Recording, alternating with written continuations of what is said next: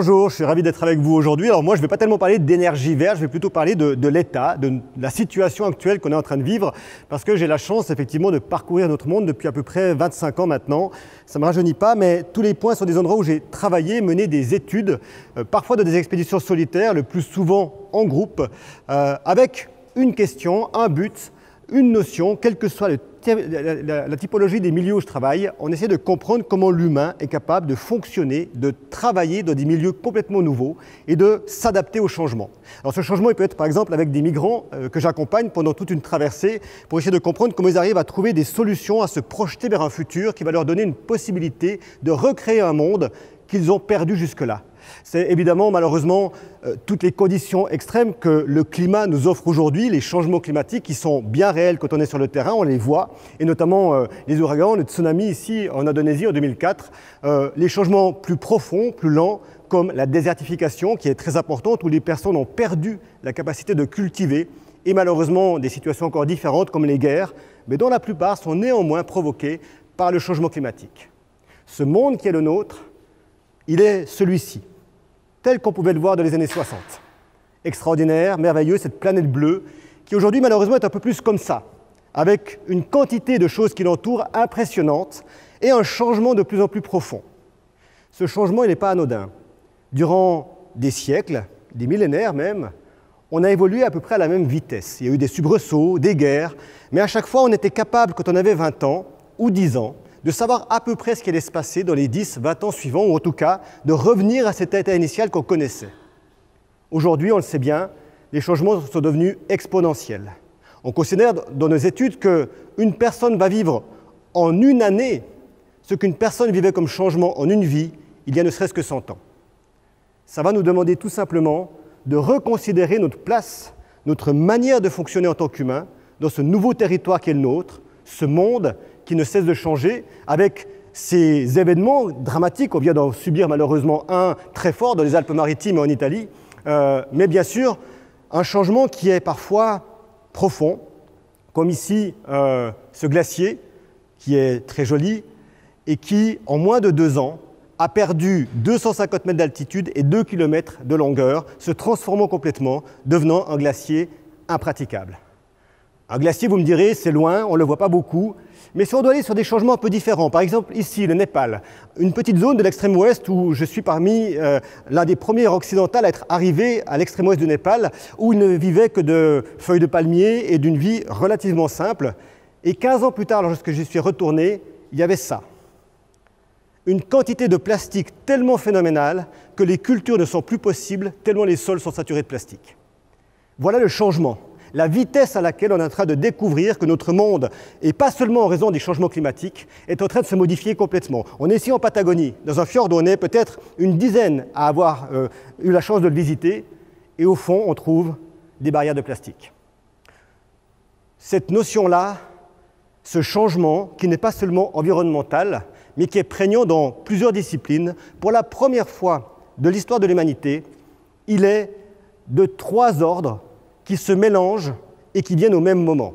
Le climat et l'environnement, bien entendu, l'augmentation des populations, alors certes qu'on est capable de juguler, mais 250 000 personnes par an supplémentaires sur notre planète, et puis bien sûr des liens sociaux qui sont à réfléchir, à redéfinir, qui sont en train de se tendre de plus en plus sur notre planète, on le sait. Les changements technologiques, qui sont le 3e grand changement avec l'environnement et la population. Technologies qui nous aident beaucoup, comme on voit le CRISPR-Cas9, par exemple, cette manière de modifier la génétique qui va soigner des maladies génétiques, mais qui nous permet pour la première fois de l'histoire de l'humanité de créer intégralement une nouvelle espèce. Ces notions, elles ne sont pas anodines. Et la question, ce n'est pas tellement les technologies et leurs merveilleuses possibilités que de savoir ce que nous allons en faire. Une technologie comme la 5G est intéressante pour ça.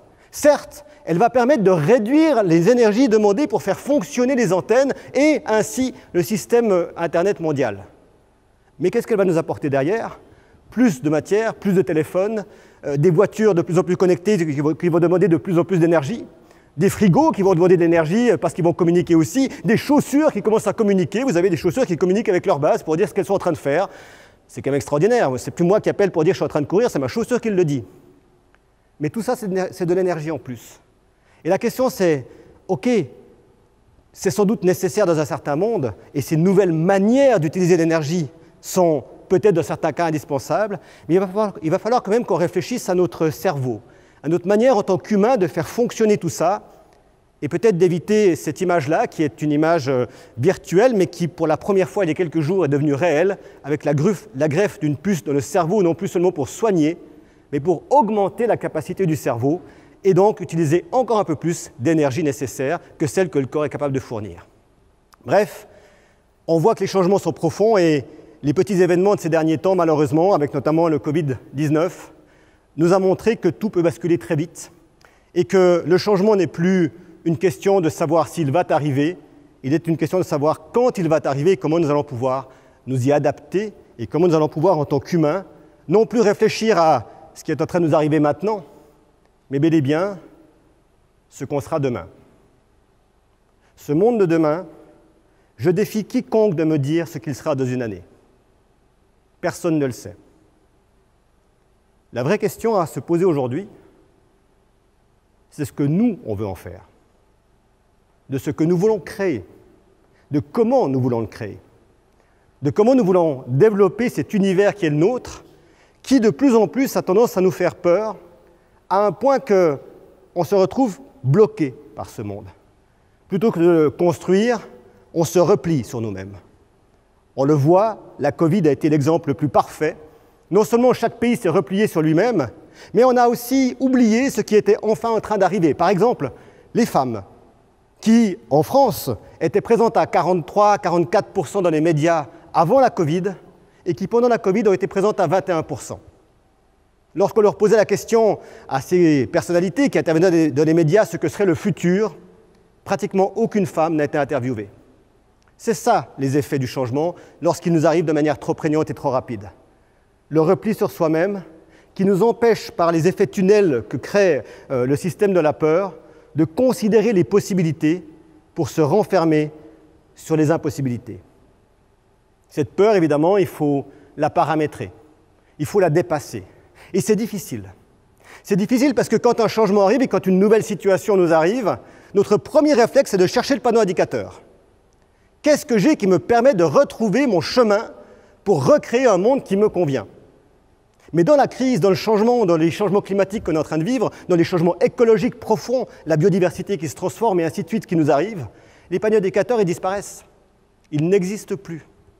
Et c'est à nous, et non pas à une quelconque intelligence artificielle ou à une quelconque technologie, c'est à nous, en tant qu'humains, de redéfinir un trajet qui nous paraît convenable, non pas seulement pour nous-mêmes, mais pour l'ensemble de l'humanité.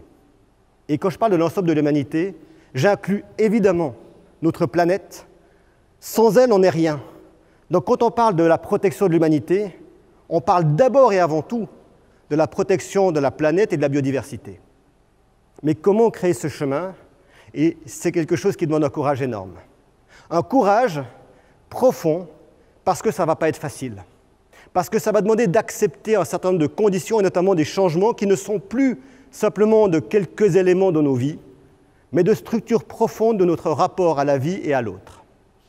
Et cette notion-là, forcément, elle est compliquée. Parce que tout ce dont on parle ici, ce n'est pas vraiment nouveau.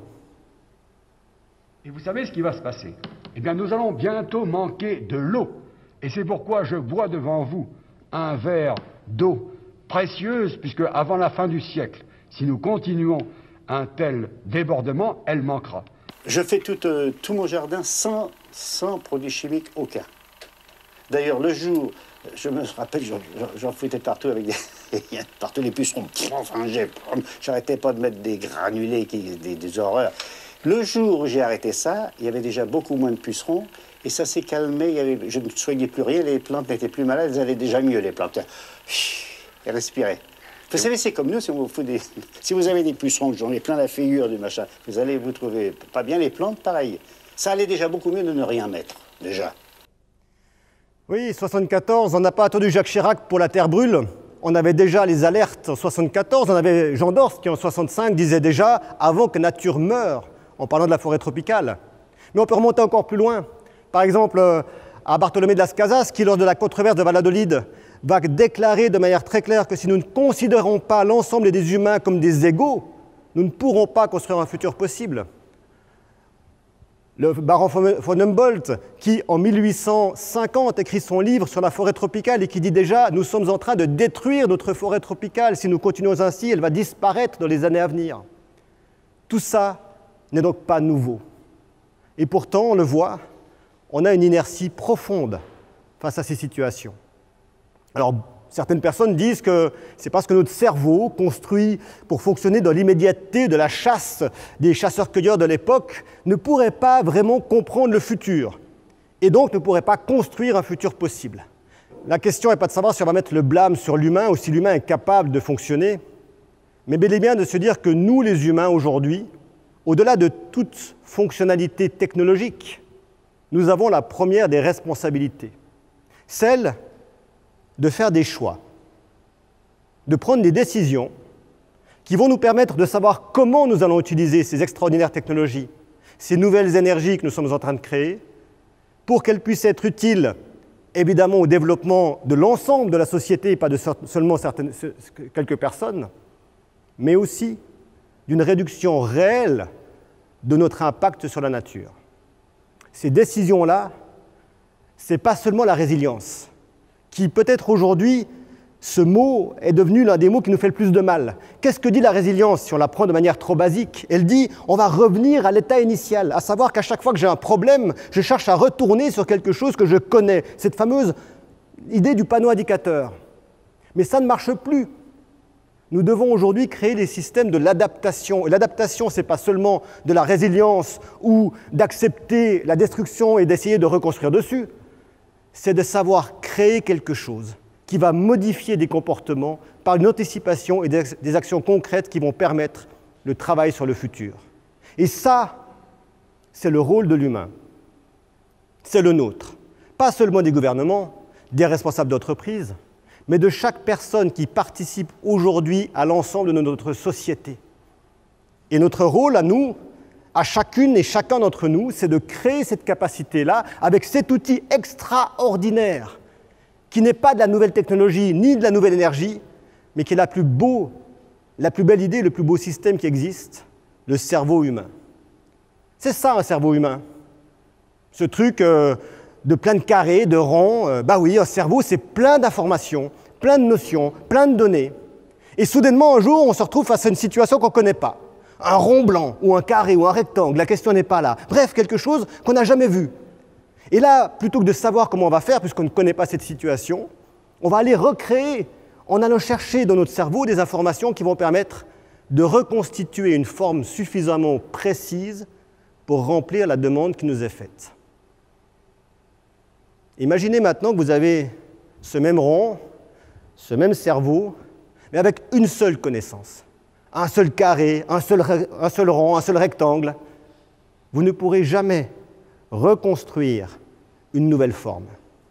C'est donc par la diversité d'informations, de connaissances, de compétences qu'on va réussir à créer dans le cerveau suffisamment de capacités à faire face à des situations de nouveauté et donc à ce fameux climat qui est en train de changer, cet environnement qui est en train de se dégrader et face auquel on va devoir transformer nos fonctionnements. Et si on admet que la diversité cognitive est nécessaire, et croyez-moi, on le voit tous les jours dans nos études, on doit admettre une autre chose qui va avec, de manière évidente, c'est que c'est la diversité qui permet de créer un futur possible. Parce que face à une nouvelle situation, si nous pensons tous de la même manière, et que cette manière n'est pas fonctionnelle dans la situation, il n'y a aucune chance que ça fonctionne. Cette diversité-là, c'est notre force la plus grande pour imaginer un futur possible. Et ça veut dire deux choses, ou trois peut-être. La première, elle est claire, elle est simple. C'est qu'à chaque fois qu'on rejette un migrant à la mer, on hypothèque une petite chose pour notre futur. À chaque fois que quelqu'un considère, et malheureusement c'est vrai, de 49% des hommes sur la planète, que les femmes n'ont pas la même capacité que les hommes, on hypothèque une partie des chances pour le futur. À chaque fois que l'on considère que quelqu'un n'est pas assez important pour moi, pour travailler avec, on hypothèque une chance pour notre futur. C'est cette diversité-là qui va permettre ensemble de construire quelque chose de possible. Et donc, par conséquent, il va falloir que cette diversité soit créée. Il n'y a qu'une seule chose qui la crée, il faut être très clair là-dessus, une seule et unique, c'est l'éducation. L'éducation qu'on reçoit, l'éducation qu'on offre, et quand on prend le temps de l'éducation, toutes les possibilités sont là. Pour éduquer, il faut comprendre. Alors nous, c'est ce qu'on fait avec les instituts de recherche Human Adaptation, c'est ce que tout le monde fait en faisant des études. Mais une fois qu'on a compris, il faut essayer d'aller se mettre en situation réelle. Alors c'est pour ça qu'on va par exemple partir dans quelques jours, dans une grotte pour essayer de voir comment on fonctionne quand on a perdu toute notion du temps, pour essayer de comprendre le temps. Et puis on va aller beaucoup plus loin. On va essayer de questionner une chose très simple, qui est évidente. C'est que puisqu'il faut de la diversité, puisqu'il faut des émotions pour créer cette diversité, puisqu'il faut que l'éducation soit forte, il faut qu'il y ait de la beauté. Parce que cette envie du futur qu'on doit avoir, enfin que j'espère que vous avez toutes et tous, elle pose une simple question. Vers quoi est-ce que vous voulez aller demain? Vers un monde de destruction, d'impossibilité, où tout paraît impossible et où, dans 2 ans, tout est fini? Ou vers un monde de beauté, d'envie, d'amour, un monde dans lequel vous pensez qu'il est à construire quelque chose de merveilleux et qui vous donnera envie, tous les jours, d'ouvrir votre porte et de regarder dehors et de trouver le monde beau, et de trouver les gens beaux, et d'avoir envie de construire avec eux. Cette capacité à l'émerveillement, qui est la première des émotions qu'on peut vivre, elle est celle qui nous permettra potentiellement de continuer d'explorer demain. Je vous remercie de m'avoir écouté.